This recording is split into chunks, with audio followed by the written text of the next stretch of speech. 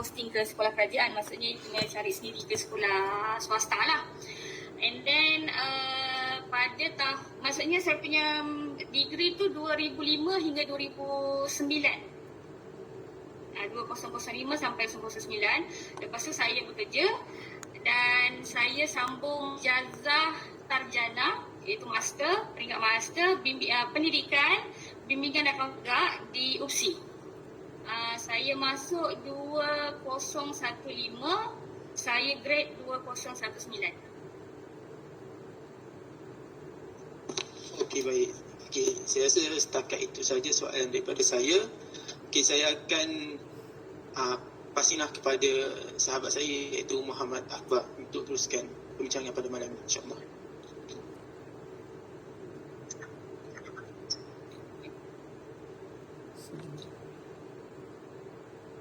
Assalamualaikum cikgu sekalian.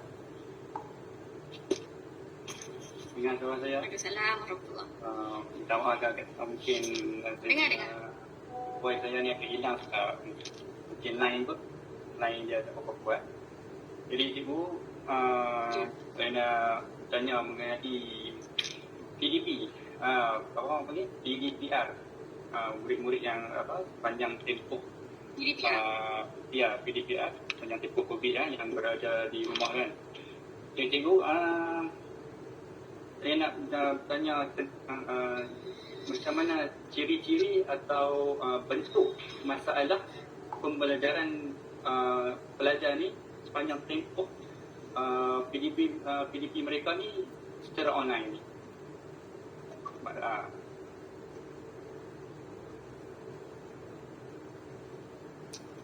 Dengar soalan. Okey, masalah pembelajaran maksudnya ciri-ciri atau bentuk lah. Okey, dia dekat sini dia senang kita nak cakap dia berlakunya keciciran dalam pembelajaran. Masalah keciciran, masalah besar dia lah. Dia di bawah keciciran tu dia ada banyak lagi sebab-sebab dia. So masalah utama PDPR adalah keciciran murid di dalam kita punya pembelajaran lah, PDPR tu. Keciciran yang saya cakap tu dia ada banyak sebab dia. Salah satunya masalah ni lah, kita rakyat Malaysia kita belum bersedia lagi untuk ke arah pembelajaran secara maya, pembelajaran secara online lah. Dan kira COVID tu datang tu just suddenly, dan apabila kita tak bersedia, jadi dia banyak berlaku, orang kata chaos dalam kita punya dalam sektor pendidikan kita. Dari segi cikgu pun panik, dari segi parent pun panik, pelajar pun lagi panik, dan KPM lagi dah panik sebab dia banyak memberi kesan pada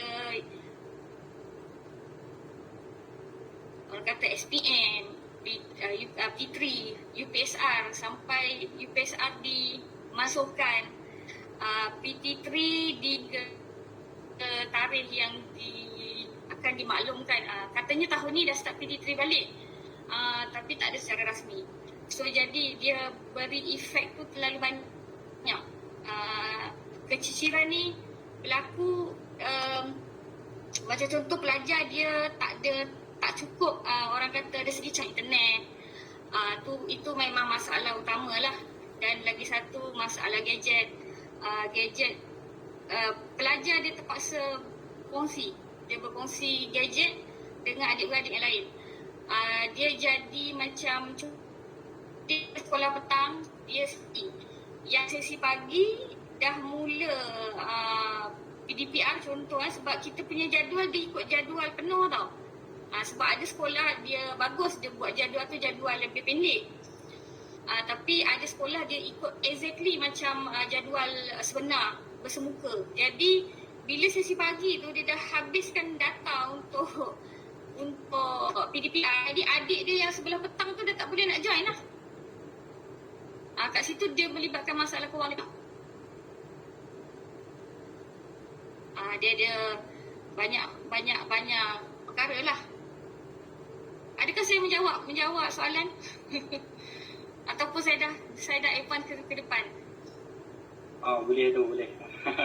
Jadi inilah itulah cikgu tu, apa yang cikgu abang tu saya pun alami dari segi internetnya kan. Itulah cikgu. Jadi cikgu, jadi masalah sekarang ni keciciran lah cikgu nak. Keciciran pelajar kan, macam-macam aspek lah nak cikgu. Dia masalah besar dia adalah keciciran. Ya, dia keciciran pelajar. Dan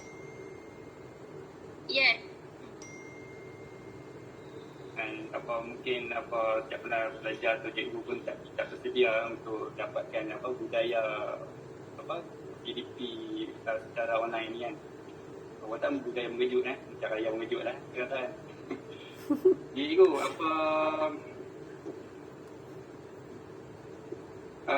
bagi pandangan cikgu lah kan, pandemik ni adakah banyak pandemik tu memiliki kebaikan semasa PDP secara online ni? Bagi pandangan cikgu lah, adakah ni ada kebaikan PDP dilakukan secara online?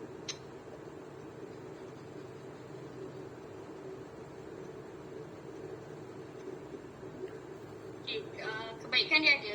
Definitely semua benda, semua masalah yang berlaku, semua cabaran yang berlaku tu dia akan ada hikmah dia. Dia akan ada satu benda yang memberi satu nilai tambah tiap orang, setiap individu. Tak kira lah level UKPM ke, UJPN ke, PPD ke, sekolah ke, cikgu ke, parent ke, murid ke, semua orang ada dia punya dapat kebaikan masing-masing. Cuma sikit saja saya nak tambah berkaitan dengan yang tadi kan saya ada beritahu pasal dari segi capaian internet dan sebagainya kita tak cukup kan. Ada satu lagi yang ni dia ada dengan yang tadi itulah apa kebaikan saya nak tambah cikgu, guru-guru di sekolah, sebab kita ada guru yang muda, guru junior, guru yang baru masuk dan kita ada guru senior. So kebanyakan cikgu dia kurang mahir dalam bidang IT. Dia kurang mahir dan orang kata guru tu nak mengajar, dia sendiri pun tak berapa pandai nak gunakan Google Meet. The way dia nak menyampaikan pembelajaran tu, sebab biasa kita bercakap talk and talk. Sebab kita nama je dekat Malaysia ni, kita nak mengamalkan pendidikan ala tu kan, PAK 21. Tetapi realiti di sekolah adalah kita masih biasa, kita masih penuh dengan chalk and talk. Jadi bila chalk and talk ni, kita kurang guna IT sebelum ni. Kecuali lah guru-guru media, guru-guru yang dah biasa. Kadang-kadang ada cikgu dia dah dekat sekolah tu dia dah advance, dia sendiri ada bawa sendiri punya projektor. Dan dia suka guna apa-apa saja bilik-bilik khas, contohnya ICT lab dan sebagainya. Ada cikgu yang jenis macam ni. Tapi ada cikgu-cikgu yang senior lah, biasa chalk and talk. So diorang ni tak boleh, macam mana aku nak mengajar dalam bentuk alam maya ni. Jadi semuanya baru nak belajar. Dekat situlah banyak pihak, terutamanya PPD ataupun badan-badan NGO yang lain, mereka ni menyediakan satu platform pembelajaran kepada guru bagaimana nak menggunakan Canva, bagaimana nak gunakan PowerPoint, nak gunakan macam-macam lah cara gadget-gadget ni untuk nak menyampaikan kepada pelajar. So macam tadi tu soalan awak tadi, apakah kebaikan yang ada kan? Yang pertama adalah kebaikan pertama kepada guru-guru ni, cikgu-cikgu dia makin canggih. Sekarang ada cikgu-cikgu dia dah gunakan aplikasi TikTok. Dari dulu kita ni kecam kan TikTok ni untuk budak berjoget lah, apalah dan sebagainya kan. Tapi tak sangka oleh kerana pandemik ni, TikTok ni menjadi satu platform yang berguna untuk guru-guru ni. Dia menyampaikan pembelajaran tu dari kata nak menarik minat pelajar. Sebab sekarang ni kita punya point adalah bagaimana nak pelajar untuk join kelas. Sebab keciciran ni dia bukan kata budak ada masalah gadget, masalah capaian internet tu yang problem. Kadang-kadang yang budak yang ada internet, ada gadget sendiri, ada personal, tak masuk kelas juga. Tak masuk online kelas. So bagaimana kita nak menarik orang macam ni? So, kita si aplikasi yang sebelum ni kita tak pernah pakai. Kita nak menjadi remaja kita nak kena jadi remaja untuk menarik remaja menyukai pembelajaran kita. Itu pada pendapat saya itu adalah satu kebaikan. Sekarang ni cikgu-cikgu dah biasa dah guna Google Meet. Kalau macam tak pandai guna Google Meet, macam-macam ada orang akan guna buat video penyampaian tu, dia akan hantar melalui Telegram, melalui WhatsApp group. So pelajar walaupun dia tak boleh online, you tak boleh kata you ada masalah internet. You boleh download atau dekat YouTube. Biasa cikgu akan letak kat YouTube kadang-kadang. YouTube maksudnya dia buka channel sendiri. Untuk budak tu anytime, anywhere, bila-bila you ada ni, you boleh buka YouTube, you belajar. Walaupun you kata you tak boleh nak join Google Meet dan sebagainya. So daripada tahun 2020 ke 2021 tu memang kita nampak ada satu penambahbaikan lah. Masa 2020 memang betul-betul kita tak bersedia. Lagi-lagi macam saya sebagai guru bimbingan dan kaunseling kita tahu kan dia bersemuka kan. So macam kita pun macam sebagai guru bimbingan kaunseling pun kita pun ada satu kekangan. Allah, macam mana lah aku nak cari klien, nak cari klien lah untuk sesi kaunseling individu, kelompok. So dia memang cabaran untuk kami juga. Macam cikgu mengajar dia ada point. So apa yang kami nak tarik budak untuk budak ini masuk kelas, tugas pula. Dan kebaikan daripada segi pelajar tu, pelajar pun dia dah mula pandai lah guna apps yang lebih ilmiah. Macam contoh guna Kahoot, quiz yang macam tu kan. Macam itulah. Terima kasih Cikgu Syamilah. Betul, setiap ujian tu ada hikmah dia kan. Jadi terima kasih Cikgu Syamilah. Soalan yang seterusnya ni saya akan serahkan kepada rakan saya Muhammad Solihin. Terima kasih Cikgu Syamilah.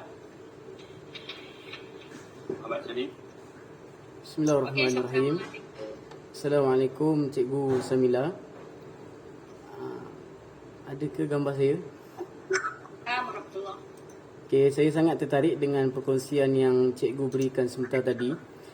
Okeylah, secara pandangan dan secara menyeluruh pada cikgu lah, sebagai seorang cikgu kaunseling dan bimbingan kan, apa pendekatan yang cikgu ambil jika masalah sebagai diri cikgu sendiri, sekiranya masa ini berterusan dalam pemikiran pelajar, apa sebagai diri cikgu sendiri yang cikgu akan ambilkan?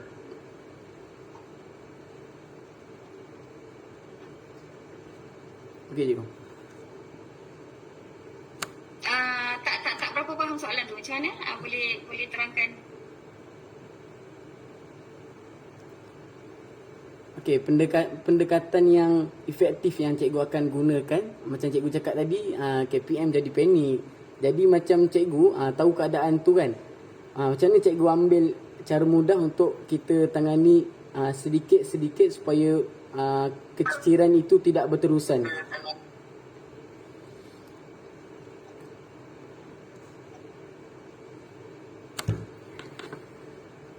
Okey. Ini saya menjawab soalan ni berdasarkan pengalaman saya sendiri sebagai guru bimbingan dan kaunseling.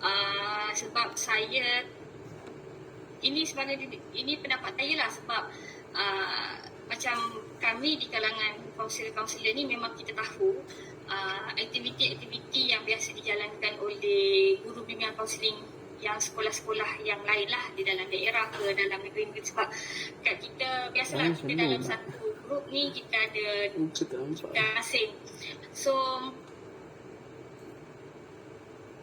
kalau kita rasa bila rasa nak fikir nak buat apa ni, biasa kita akan kontak kawan yang ni. So kita ambil sikit-sikit cara mereka lah, sebab setiap kawan-kawan ni dia punya murid dia tak sama. Dia tak sama dengan kita. Okay, macam contoh macam saya, kita cerita masa saya di sekolah SMK Melukis, pelajar dia adalah 70% adalah Chinese. Okay? Dan saya di sana 6 tahun, dan pada mula saya duduk, saya berpindah ke sekolah tu, saya ada satu masalah yang saya sebenarnya saya stres sebab faham bahasa Melayu. So ada masalah bahasa, kekakan bahasa dekat situ antara kaunselor dan juga pelajar. Tingkatan peralihan dan tingkatan 1. Which is mereka ni datang daripada sekolah jenis kebangsaan, Tamil. Pelajar India tak ada masalah besar sangat tentang bahasa, tapi yang masalah besar adalah pelajar Cina. So mereka ni adalah simple bahasa Melayu pun dia tak boleh nak faham. Okay, so dalam masa sebelum pandemik tu saya ada lebih kurang 4 tahun. So saya dah belajar macam mana cara kita nak bercakap Ada stand dengan Habib? pelajar Stand. Telefon tak? dan dah Mana? punya attention dan sebagainya sebab kita ada masalah bahasa. Macam mana aku nak bercakap dengan dia dan dia nak bercakap dengan aku supaya aku faham dia, dia faham aku. Okay, so saya ada 4 tahun pertama tu yang ni. Okay, jadi bila masuknya PKP ni, kita buat PDPR, pada mulanya kita agak panik, macam saya kata semua orang pun panik, dan apa yang aku nak buat ni? So, masa tu saya bincang dengan saya punya kaunselor yang ni lah, kita orang ada 3 orang. 3 orang kaunselor di sekolah tu. Saya berbangsa Melayu, seorang lagi bahasa India, seorang lagi bahasa Cina. Okay, yang Cina tak ada masalah lah sebab budak-budak kebanyakannya belajar suka pergi ke guru kaunselor yang Cina sebab senang nak berinteraksi. So yang pada kita ni macam mana? So apa yang kami buat adalah kita macam saya katalah belajar buat poster menggunakan Canva dan sebagainya. So kami make sure yang setiap hari guru kaunselor perlu menyampaikan satu info, satu hari satu info kepada pelajar melalui 4 bidang yang kami punya kerja lah, kami punya skop kerja ada 4 bidang. So kita make sure every day kita take take turn lah 4 bidang ni. 4 bidang ni setiap hari kena ada info yang kita masukkan dalam grup WhatsApp ataupun grup Telegram. Macam saya di sesi petang, saya buka satu lagi nombor, saya guna satu lagi handphone untuk saya masuk di dalam semua WhatsApp grup kelas. So saya memang tahu setiap kelas tu punya masalah dan kita akan cuba bantu, dan every day, every morning tu kita akan bagi input, kita akan bagi info dekat pelajar. So pelajar tu dia tidak jauh, dia tidak jarak daripada unit bimbingan dan kaunseling, dan dalam masa sama dia ada 4 bidang tu merangkumi semua. Jadi macam tu lah, maksudnya kita ni selalu berinteraksi dengan pelajar, dan kami juga membantu guru-guru dari segi macam contoh tak hadir, tak join lah. So apa yang kami buat adalah kami kena call kepada ibu bapa, make sure kita nak tahu apa masalah pelajar ni, sebab kita ada buat kajian tindakan apa masalah pelajar ni, how kita nak overcome benda tu lah. So yang macam ada masalah delicate, sometimes kita bagi cadangan kepada guru untuk beri modul secara hard copy kepada pelajar. So pada pelajar, parent pelajar dia kena datang ke sekolah lah untuk ambil modul hard copy. So yang kelas-kelas yang lain tu kita buat macam biasa. So peranan kaunselor tu memang sangat penting lah pada saya. Ada juga yang dia orang ni dulu tak tahu nak buat apa. So kami ni share lah kami punya pengalaman. So dia orang nak buat ke tak buat tu itu pulang pada dia orang lah. Tapi kita jalankan tanggungjawab kita sebab kita masih terima gaji lagi kan sepanjang PDPR walaupun kita tak berada di sekolah. So macam itulah. Make sure pelajar dapat info, maklumat. Pelajar boleh dapatkan bimbingan kaunseling melalui online. Dia boleh call, WhatsApp dan sebagainya. Dan call kepada parent untuk bahagian orang kata kehadiran PDPR.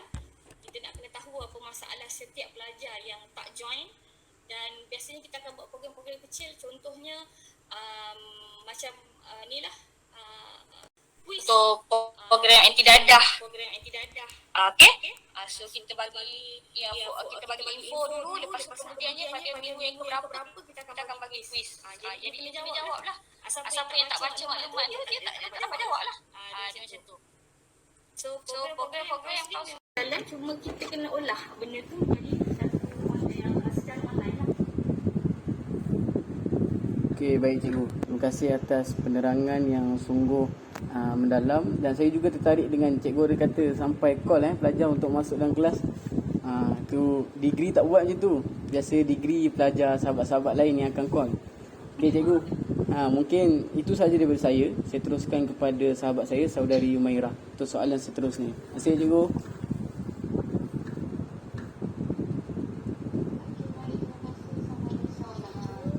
Dengan suara saya dengan jelas. Boleh. Okey cikgu, terima kasih atas perkongsian cikgu. Tadi yang jadi antara perkongsian cikgu lah, dia berkaitan masalah pelajar, masalah internet, masalah gadget dan sebagainya. Okey, jadi kan macam daripada masalah itu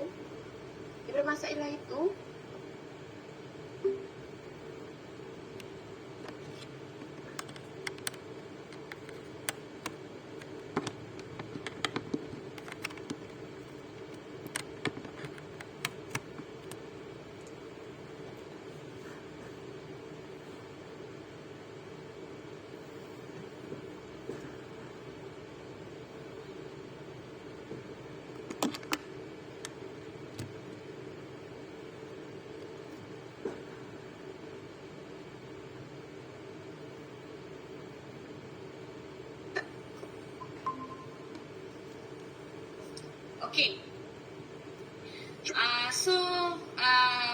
Macam contoh kalau pelajar tu yang dia ada masalah gadget, biasanya kita deal dengan penolong kanan ham.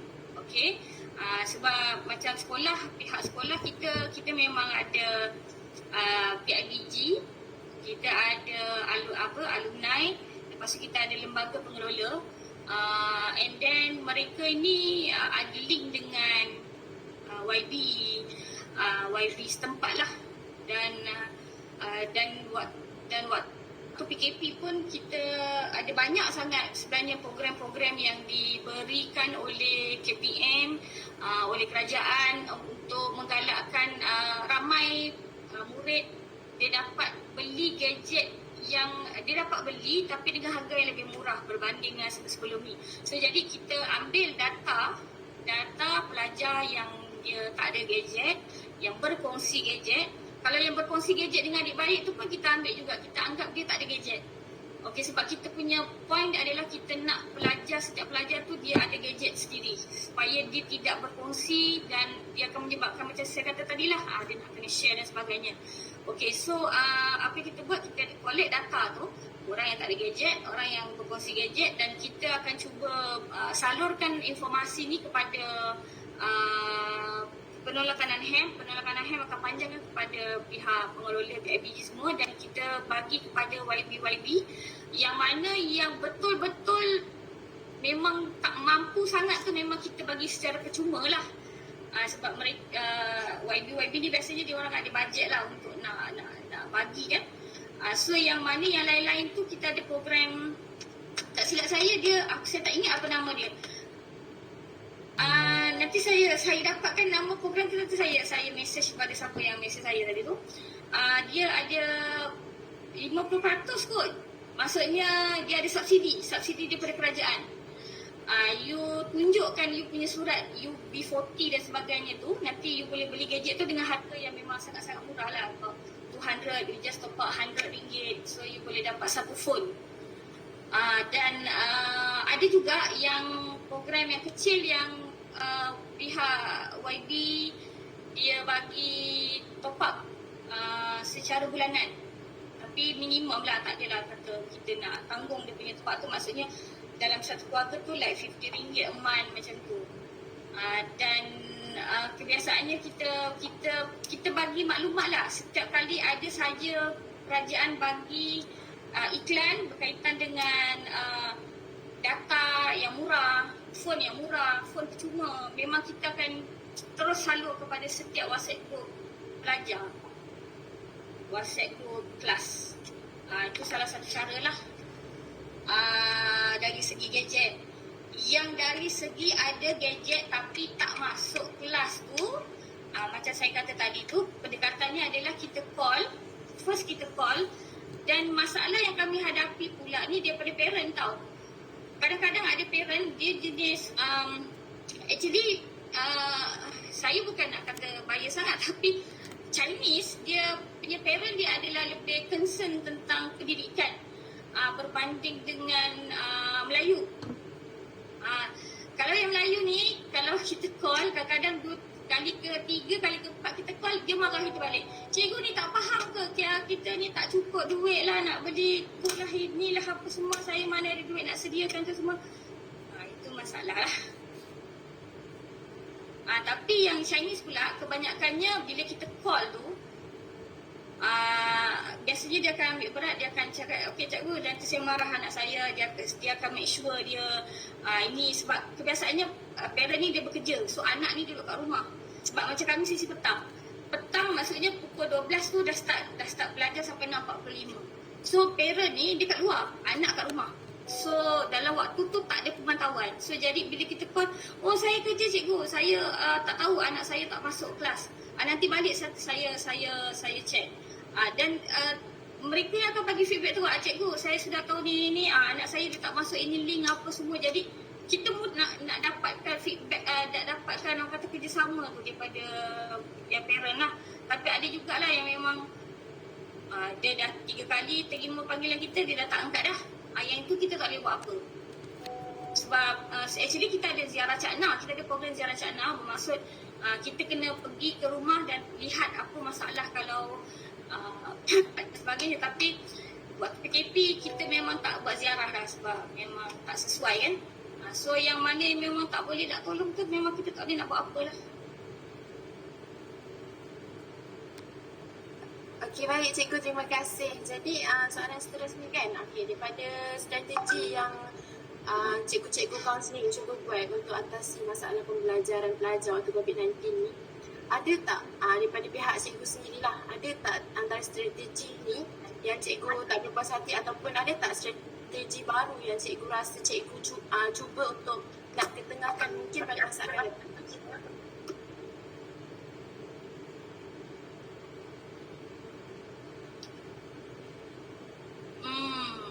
Kena perbanyakkan kuis lah sebab budak ni dia suka kepada game. Macam kita tahulah budak-budak sekarang gamers, UOL pun ada yang gamers dan sebagainya kan. Okay, so like dia lebih kepada pembelajaran secara interaktif, secara orang kata permainan.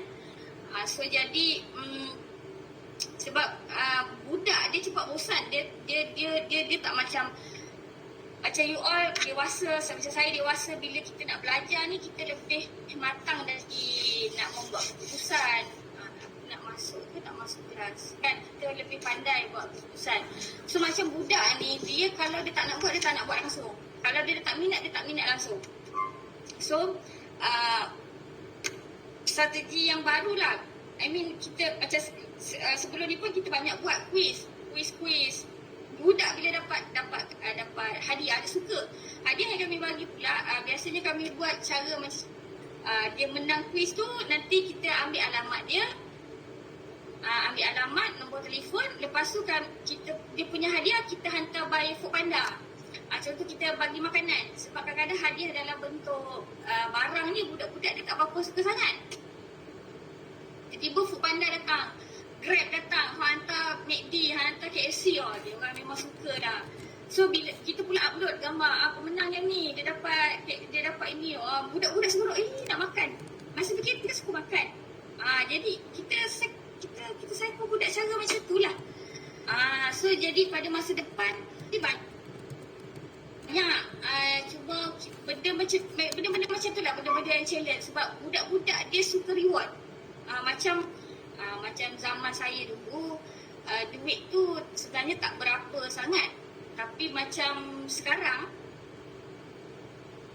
duit is like, budak sekolah pun dia dah, duit ni bagi dia biasa. Sebab dia jadi TikTok macam budak SMK Jati, ada perempuan, ada beberapa orang yang TikTokers, aku akaun TikTok pun tak ada. Million dia punya follower. Saya rasa gaji dia lebih tinggi kot daripada gaji saya. So budak-budak yang macam ni pun cabaran juga kita nak menarik minat diorang. Sebab bagi diorang kan duit tu dah tak dapat, dah biasa dapat. So kan dia tak rasa nak sambung belajar ni satu benda yang penting. Itu pun masalah jugalah. Tapi cumanya kita jangan pandang itulah yang budak yang majoriti tu bagaimana kita nak menarik minat dia orang tu melalui pembelajaran secara interaktif lah.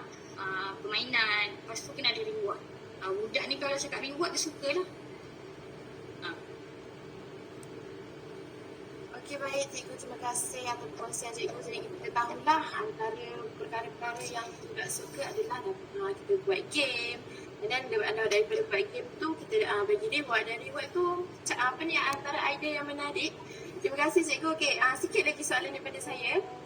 Daripada kelas online yang dijalankan kan, ataupun strategi yang cikgu dah senaraikan tadi, kita dapat tahu yang bila cikgu call ada masalah pula dengan parents. Okey, jadi apa cabaran lain selain pada parents tu? Apa cabaran lain? Ada lagi tak cabaran lain yang cikgu hadapi semasa cikgu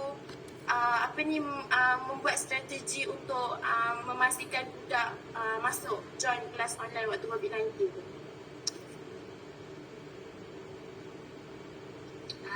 Ini cabaran paling besar lah. Cabaran paling besar adalah kerjasama daripada guru yang mengajar. Guru yang mengajar ni kadang-kadang dia macam kita sebagai kaunselor, kita kan bagi satu Google Form masalah-masalah pelajar yang perlu dirujuk kepada kaunselor. So yang masalah kehadiran tu satu. Tetapi kita nak kena tahu apakah faktor pelajar ini dia tak nak masuk kelas online. Faktor dia. Salah satu yang kami dapat adalah, yang kaunselor dapat untuk pelajar kelas hujung, kelas hujung maksudnya kami ada satu tingkatan untuk form 4 kelas. So pelajar yang kelas 1A7 dengan 1A8, dua kelas yang kat belakang, kebanyakan pelajar mereka ni bekerja. Diorang ni tak suka belajar. Dekat sekolah terpaksa datang sebab Chinese punya parent dia suka hantar anak pergi sekolah. Kau belajar ke tak belajar ke, aku tak hantar kau pergi sekolah. Dia beza dengan budak Melayu lah. Jadi bila PDPR, diorang ni ada option untuk tak masuk. Macam kalau bersebuka dia tak ada option sebab mak bapak hantar je, lempar je dekat depan pintu gate sekolah tu, macam mana pun kena masuk juga. Tapi bila PDPR dia ada option untuk tak masuk. Salah satunya adalah masalah bahasa. Contoh kelas BM, kelas sejarah, kelas yang cikgu Melayu ajar dia tak nak masuk. Dia kata dia tak faham. Yang kelas bahasa Cina, kelas matematik, kelas sains yang cikgu Cina ajar memang full masuk, tak ada masalah. Jadi dekat situ orang kata masalah saya nak bercakap dengan guru-guru Melayu ni, bagaimana you nak menarik minat budak ni untuk masuk kelas you. Faham tak? Macam daripada side kaunselor, kita dah tolong untuk call, masuklah kelas, ni wajib nak ni, BM wajib lulus untuk SPM, sejarah wajib lulus daripada SPM, kamu daripada form 1 nak kena belajar dan sebagainya. Kita beri motivasi sikit dengan budak. Tapi apa lagi yang kita perlu buat? Main factor dia adalah bagaimana cikgu itu dia nak menyeronok, memberikan satu keseronokan untuk budak ni masuk kelas dia. So itu masalah saya dengan cikgu-cikgu ni, faham tak? Dia asyik komplain, budak ni tak masuk, budak tak masuk. Macam mana saya nak cakap kalau kau mengajar pun kau tak seronok? Budak macam mana budak nak masuk kelas kau? Kalau kita cakap direct kan, gaduh pula. Jadi itulah maksud saya, masalah kita dengan akademik. Guru akademik tu. Kita nak bagi tahu yang pembelajaran mereka tu tidak memberikan satu keseronokan untuk budak masuk. Kenapa guru Cina ni, satu memang dia pengarang. Tapi macam mana budak ni boleh, kita nak bagi pemahaman kat budak. Budak tu tak faham bahasa Melayu. Kau pun cakap ngeng, budak tak faham, tutup mic, tutup kamera, lama-lama dengan GM pun dia tutup. Okay? So, itulah masalah saya yang selain daripada yang lain tu adalah masalah terbesar. Bagaimana kaunselor nak satu informasi, nak dapat kerjasama daripada guru akademik untuk nak bagi tahu yang you kena upgrade you punya cara pembelajaran bagi seronok, bagi budak masuk, tertunggu-tunggu nak masuk kelas online you. Itu masalah.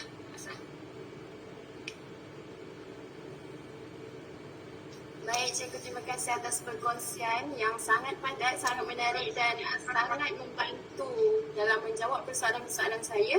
Jadi itu sahaja daripada saya, Umairah. Saya serahkan kepada saudara Ikhwan.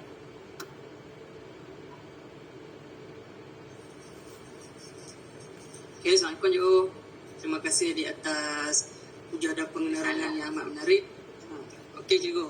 Cikgu sebagai guru kaunselor di sekolah, apakah isu-isu yang timbul yang berkaitan dengan masalah pembelajaran pelajar semasa COVID-19?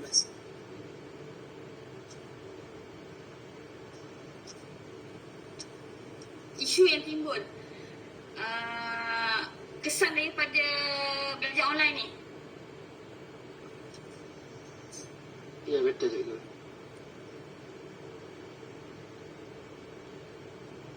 Memang banyaklah yang timbulnya. Salah satu, yang pertama adalah pelajar sudah melekat dengan gadget. Itu yang pertama lah. Benda yang tak sepatutnya. Maksudnya kan daripada asalnya kita nak memberikan setiap orang itu satu gadget untuk belajar. Tapi dia dah jadi benda lain. Maksudnya dia dah pergi kepada nak jadi gamers, main game, lepas tu ting. Yang paling menakutkan tapi benda tu berlaku adalah mereka tengok bahan-bahan pornografi yang sangat mudah diakses. Memang nampaklah dia punya kesan dia sebab bila kita dah bertemu dengan pelajar ni, kita tahulah budak-budak punya cara bercakap tu kan, kita tahu yang sepatutnya masa sebelum PKP pada umur you tak tahu benda tu, tapi bila dah lepas PKP umur you tahu benda tu yang sepatutnya orang dewasa je sahaja yang tahu. So salah satu isu itulah, pertama dia dah melekat dengan gadget dan dia pergi apps-apps yang tak sepatutnya, yang bukan daripada pembelajaran ilmiah. Yang kedua, ini yang terbaru yang saya sendiri alami, masalah kepada pelajar tingkatan 4.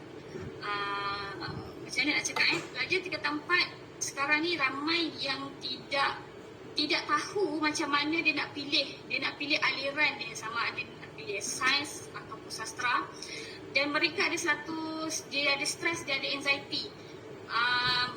Macam contoh Fib, kamu bayangkan nampak. tahun 2020 mereka tingkatan 2. Tingkatan 2. So tahun 2020 tahun pertama kita PKP, dan waktu tu kita kebanyakannya tak berapa pandai untuk nak buat pembelajaran secara online. Sampai dah hujung-hujung tahun tu barulah macam-macam lah cikgu-cikgu dah tahu nak buat itu, nak buat ini. Jadi waste. Tingkatan 2 tu dia orang dah sangat jauh. Yang tercicir habis. Yang belajar tu okey lah. Yang tercicir habis. Okey, lepas tu form 3.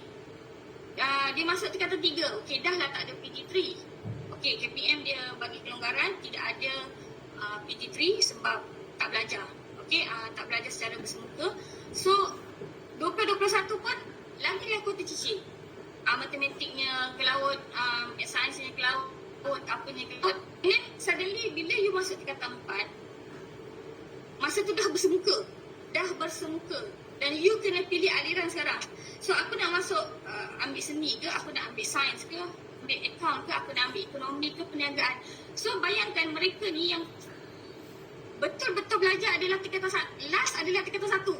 Dan dia pergi tingkatan 4. Jadi dekat situ yang saya nampak dia masalah dia. Budak dia ada stres, dia ada anxiety. Dan dia tak nak, ada yang langsung tak nak pergi sekolah. Tak nak pergi sekolah dan bergandang untuk pengguna aliran.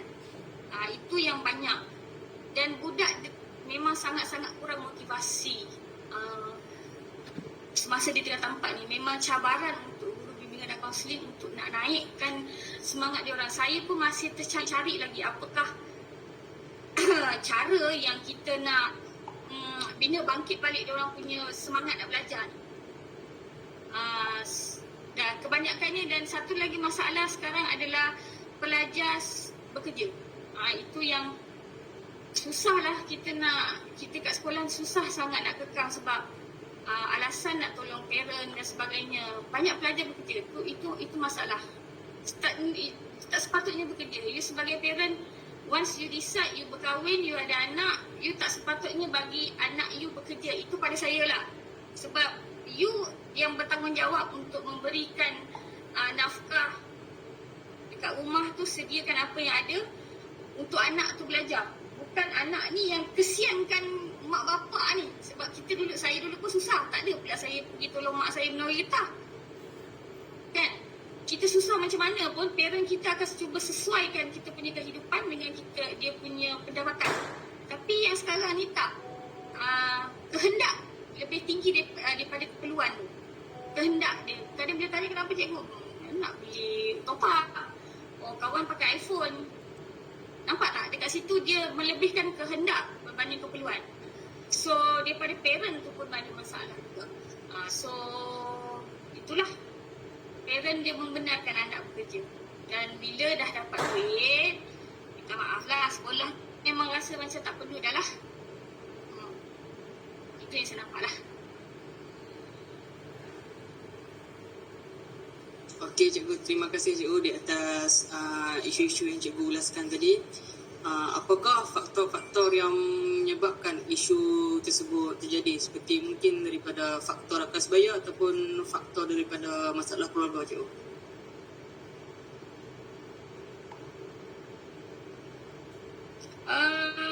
Pertama, parenting lah. Parenting problem pada saya pada zaman sekarang. Masalah utama di Malaysia lakunya berbagai benda-benda ni adalah sebab institusi kekeluargaan itu tidak berfungsi secara optimum. Dan seperti yang kita tahu, zaman sekarang banyak ibu bapa bercerai. Okey, itu memang kita tak boleh nak apalah sebab masalah masing-masing. Tapi macam di Malaysia, ini benda yang berlaku di depan mata lah, yang memang selalu ni bila masalah pelajar, bila kita tanya semua, walaupun parent tu dia dah split, tetapi mungkin salah satu tu tak berfungsi, maksudnya tak memberi nafkah dan sebagainya. So bila tak cukup duit, anak ni bekerja dan sebagainya. So pada saya lah, masalah utama adalah parenting skill di kalangan parent di Malaysia memang sangat rendah lah. Parenting skill memang sangat rendah. Membina keluarga itu tanpa orang kata perancangan yang cukup. Even kalau you bercerai sekalipun, what is next? So dia lebihkan kepada kuantiti berbanding kualiti. Bermaksud, kenapa kalau, sebab macam saya bercakap ni berdasarkan pengalaman saya bekerja dalam kalangan orang pelbagai masyarakat majmuk. Dan bila kita bekerja dalam masyarakat majmuk ni, kita boleh nampak, kita boleh differentiate di antara setiap bangsa di Malaysia, bagaimana mereka overcome dengan punya masalah. And how Chinese people, dia macam contoh dia melembu, kebanyakan pelajar pun daripada broken family. Mereka pun ada yang daripada keluarga bercerai. Kebanyakannya duduk dengan penjaga because diorang punya parent bekerja di Singapura. Dan pelajar ini, bila saya tengok kenapa pelajar Cina sampai tingkatan 4, tingkatan 5, dia pergi sekolah dia tidur. Kadang-kadang kelas hujung tu, semua tidur, seorang je bangkit. Cikgu tu mengajar, dia mengajar dekat seorang budak je. Yang tu semua tidur. Kita tak nak buat apa. Mereka datang sekolah tapi dia tidur. Sampai pukul 12 kan baru bangun. Lepas tu balik. Dia orang bekerja. Why dia orang still datang sekolah? Because mentality dia orang adalah saya habis sekolah, saya nak kerja di Singapura. Tapi Singapura, nak bekerja di Singapura, syarat dia adalah saya mesti tingkatan 5. Dia mesti ada satu sijil. Sijil tamat sekolah, berhenti dalam kurungan tamat. Itu syarat nak masuk kerja di Singapura dan kena ada SPM. Macam mana pun, mati-mati pun aku tak pandai ke apa ke, dia mesti ambil SPM. Sebab mereka dah ada satu target. Tapi kalau pelajar India, pelajar Melayu, kalau mereka dah ketinggalan, dia tak suka nak belajar, dia tak tahu pun habis. Berhenti sekolah. Berhenti habis. So, you see, saya bercakap, bukan saya kata nak melebihkan Cina, but why orang masyarakat Cina, dia mau berlaku pun broken family tak. Tapi kenapa pendekatan mereka berbeza dengan bahasa-bahasa lain? Itulah belajar yang saya dapat lah. Lagi ya? Itu je lah kot. Okey cikgu, terima kasih cikgu di atas perkongsian dan pencerahan yang amat menarik cikgu. Okey, tanpa melengahkan masa lagi, saya menyerahkan temu bual ini kepada sahabat saya yang seterusnya, iaitu Nik Ahmad Nuri. Terima kasih, silakan.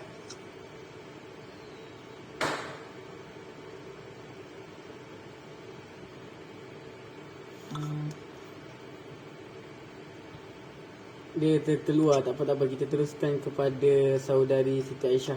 Mungkin ada satu ataupun beberapa soalan sebelum kita berakhir. Boleh. Okay, Assalamualaikum cikgu. Terima kasih dengan perkongsian sebentar tadi. Oleh itu saya ingin menanyakan dua soalan kepada cikgu, iaitu apakah kelemahan yang dapat cikgu lihat melalui pembelajaran secara atas talian, iaitu dari segi pelajar, cikgu itu sendiri ataupun ibu bapa.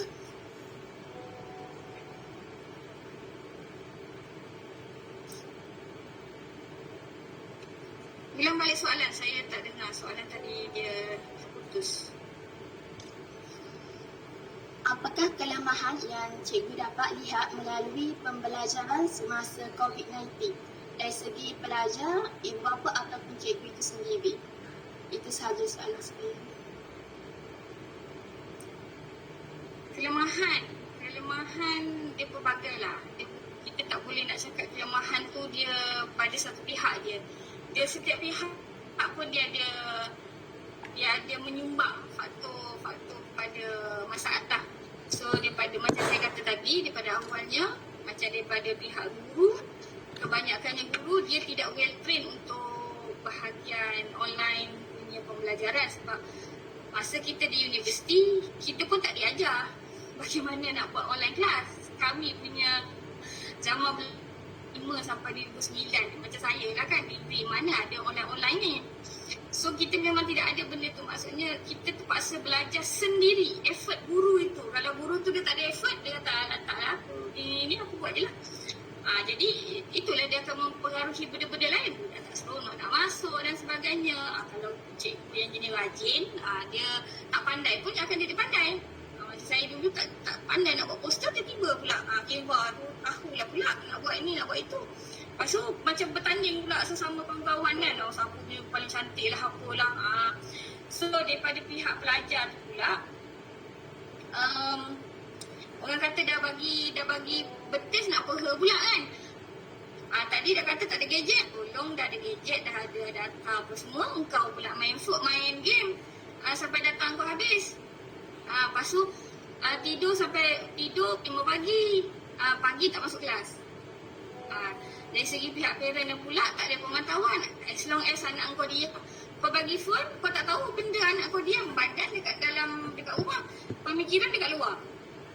So setiap individu ni dia menyumbang faktor. Dan daripada kerajaan pula, capaian kita asal tak bersedia. Kesian kat pedalaman. Sekarang ni we talk about dekat bandar. Yang bandar ni pun tak masuk, you don't You jangan cakap yang dekat pedalaman. Kalau kat Sarawak dulu macam mana? Budak dah balik kampung tu, lagi-lagi macam budak Penan dah duduk kat dalam hutan tu kan. Memang sangat-sangat kesian. Saya dulu pun dia di Sarawak pun kita ada masalah bagaimana nak keluar ke pelajar-pelajar Penan tu, mereka dah balik ke asrama bila dah balik cuti sekolah tengah tahun tu. Ada yang sekolah bulan 6 tu cuti, tak datang dah terus. 2 tahun tak datang, tiba-tiba tahun ketiga datang balik sekolah. Jadi PDPR. Maksudnya dia pergi kerajaan punya effort dia pula.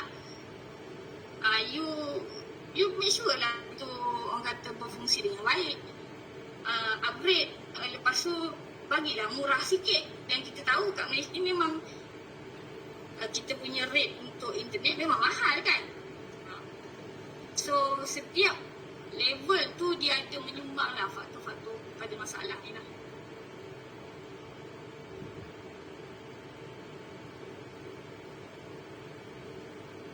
Okey, terima kasih cikgu. Satu lagi, semasa pembelajaran pandemik COVID-19, adakah pelajar mengikuti jadual yang diberikan dan menjalankan tanggungjawab mereka sebagai pelajar?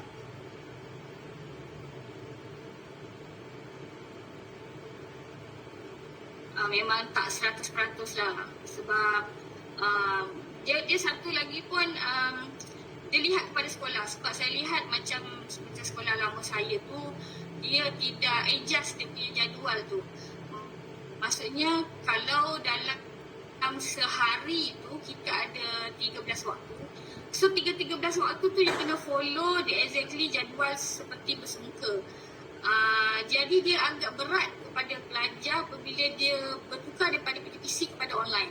Dia bagi saya amat berat. Tapi saya menariknya ada sekolah yang menggunakan pendekatan, dia ubah jadual itu bermaksud dalam sehari hanya 3 subjek saja dia belajar. Jadi pada saya itu lebih bagus sebab budak dia tak bosan. Dia dah ada satu ni. Pada saya kalau untuk yang sebelum-sebelum ni, budak memang tak boleh nak ikutlah 100% jadual yang diberi. Dan kalau nak kata cadangan tu, ikutlah yang sekolah-sekolah yang buat tu, dia adjust ikut keadaan. Tak boleh kau guna jadual yang sama ikut macam PDPC. So memang budak memang tak boleh ikutlah jadual 100%.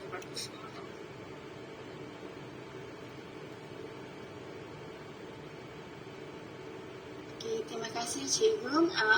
Okey, itu sahaja pertanyaan saya.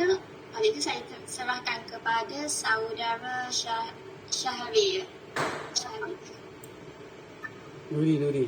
Tafadhal Nuri. Cikgu. Saya. Saya tanya dulu, nanti Nuri buat cepat je. Boleh? Okey, baik. Cikgu, sekejap je, satu soalan je saya nak tanya.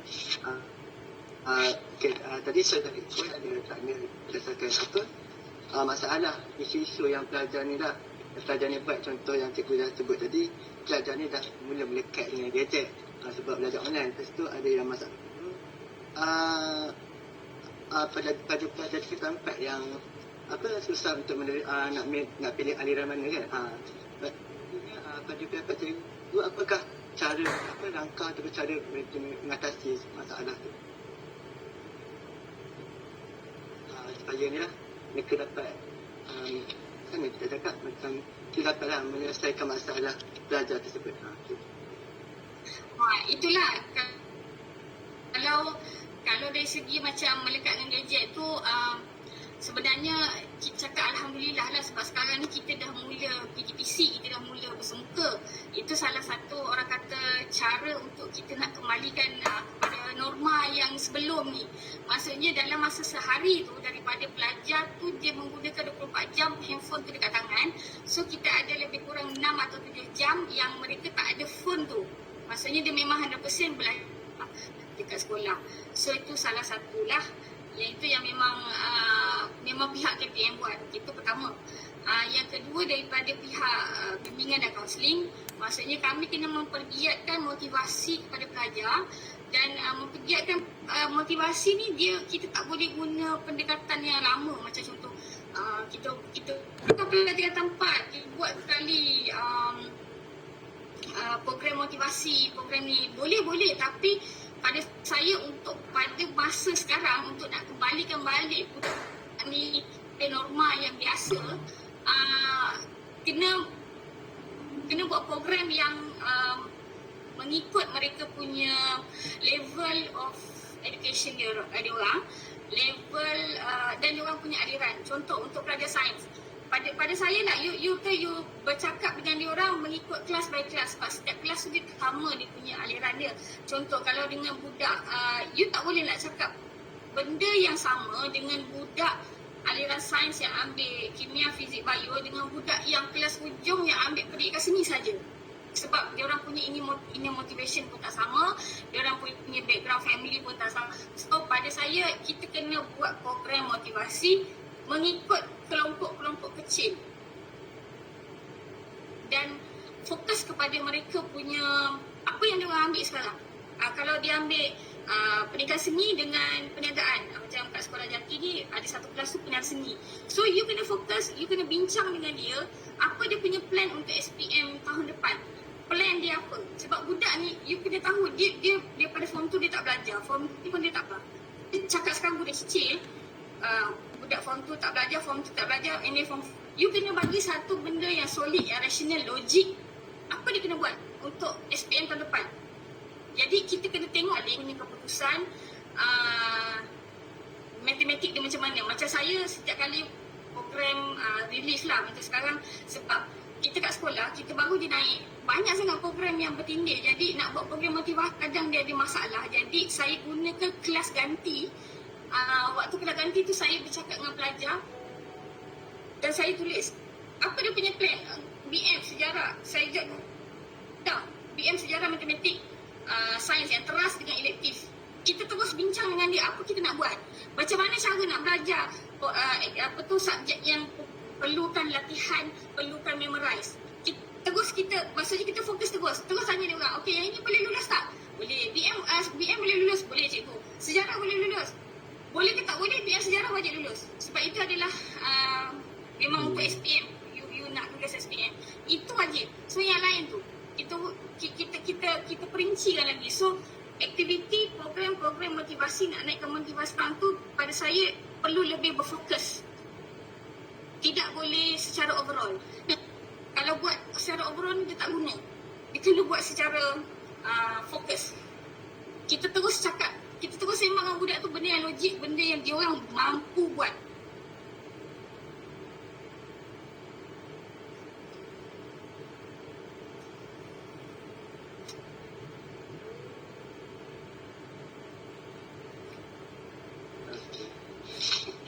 Rasa juga rasa lagi cuma telah kita kena fokus lah kepada dia orang kan, sebab tak dia orang pun beza.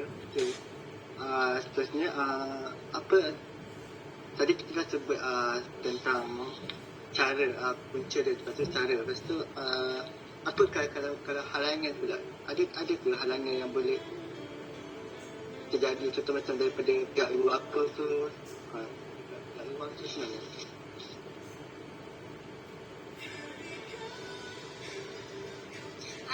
Kalau nak kata halangan untuk kita nak menyelesaikan sesuatu isu ni, halangan tu sentiasa ada. Tapi kita sebagai pendidik, saya sebagai pendidik, saya sebagai guru bimbingan dan kaunseling ni, kita kena sentiasa positif dan take that challenge tu untuk kita cabar diri kita untuk bagaimana kita nak menjayakan benda yang kita nak buat. Halangan ni dalam hidup sentiasa ada. Daripada parent ke apa ke, jadi apa-apa pun kita buat, pada saya lah saya punya cara adalah apa-apa saja kita buat, kita cuba kurangkan risiko untuk berlakunya komplain dan sebagainya. Kita cuba kurangkan risiko dia. Kita nak elakkan risiko tu 100% memang. Kadang-kadang ada setengah benda tu boleh buat, ada setengah tu tak boleh. Kita tak perlu nak puaskan hati semua pihak. As long as kita punya program itu mencapai objektif, tapi dalam masa sama kita cuba kurangkan risiko untuk komplain dan sebagainya lah. Sebab dalam hidup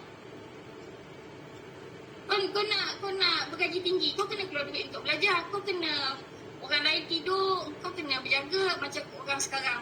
Orang pergi kedai mamak, kau orang dekat sini dengan aku GM, betul tak? Kan? Sebab kau orang ada satu target, kau sabar.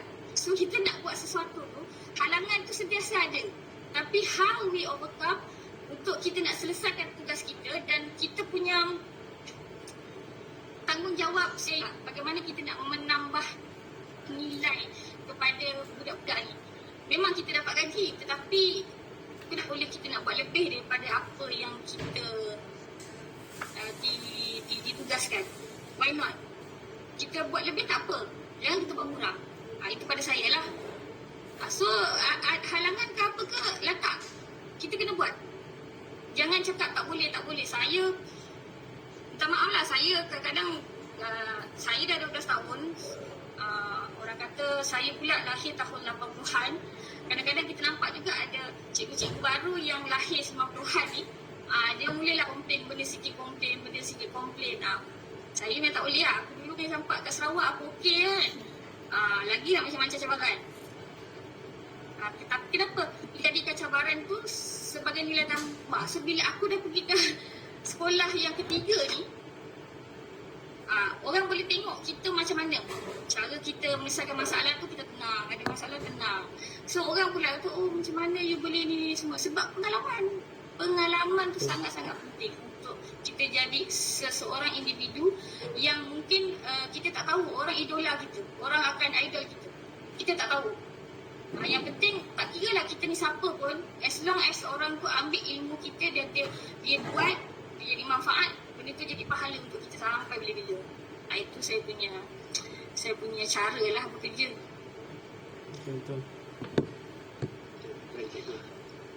Terima kasih pada di atas penjelasan yang sangat menarik lah kepada cikgu. Okay, saya serahkan kepada Nuri untuk kesimpulan kita malam ini. Bincang itu lagi.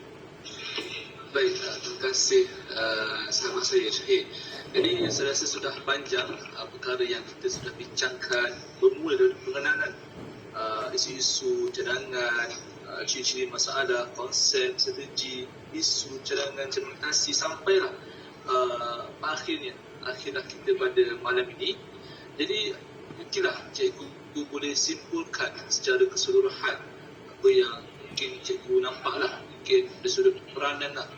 Peranan adakah hanya peranan sebagai seorang guru ataupun peranan hanya kepada ibu bapa sahaja, ataupun peranan kedua-dua sekaligus. Sebab apa yang kita tahu, pendidikan bermula sebenarnya adalah daripada rumah rumah. Okay?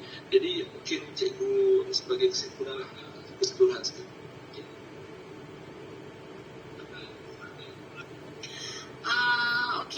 Kesimpulannya adalah sebab macam saya betul, saya sebagai guru bimbingan dan kaunseling, kita dapat tahu masalah-masalah ni daripada pengalaman kita sebagai pendidik, pelaksana, apa yang kita dapat feedback daripada pelajar, kesan-kesan yang kita dapat daripada pelajar. Dan dalam masa sama, saya pula sebagai rakan-rakan kepada kawan-kawan dan anak.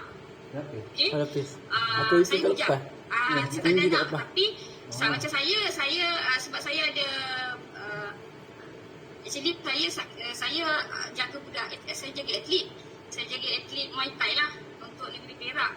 So budak-budak ni ada yang sekolah dan sebagainya. So saya as a parent juga. So dan kawan-kawan saya ni yang ada anak ni, saya dapat tengok bagaimana perbezaan antara yang parent yang tidak mengambil berat tentang pembelajaran anak-anak di rumah, asalkan benda tu ada, settle. Dia anggap anak dia punya tanggungjawab untuk buat. Dan satu lagi pihak, kawan-kawan yang jenis memang tengok anak dia belajar. Memang tengok every time. So memang kita nampak beza selepas after 2 years, bagaimana anak yang dididik dengan baik di rumah, di attend. Sebenarnya, dalam bahasa Melayu, maksudnya kita attend anak kita kan. Keberadaan ibu bapa tu, attachment antara parent dengan anak tu kan, attachment tu, bonding tu,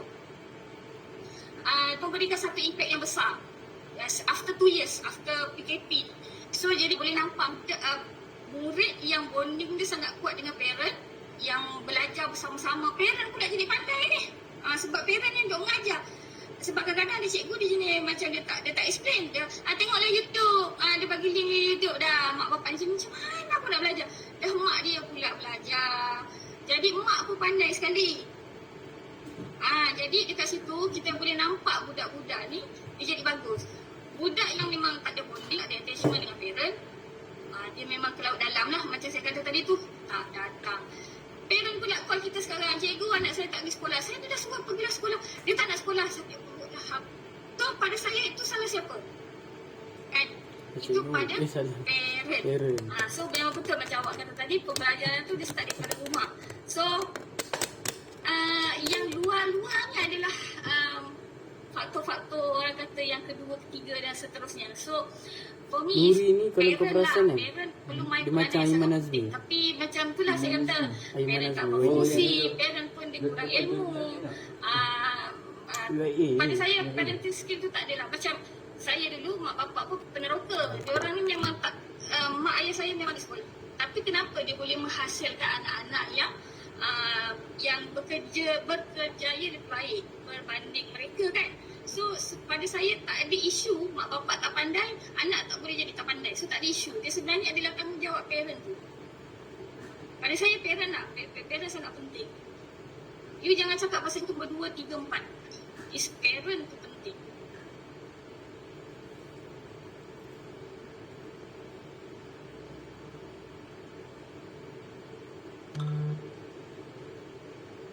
Jadi saya rasa itulah kesimpulan yang saya rasa sahabat-sahabat semua mungkin kita boleh ambil take note dan kesimpulan yang secara keseluruhan apa yang telah kita bincangkan berkenaan dengan tema kita pada malam ni. Mungkin yang terakhirlah saya silakan pengurusi majlis kita iaitu Saudara Syahid, silakan.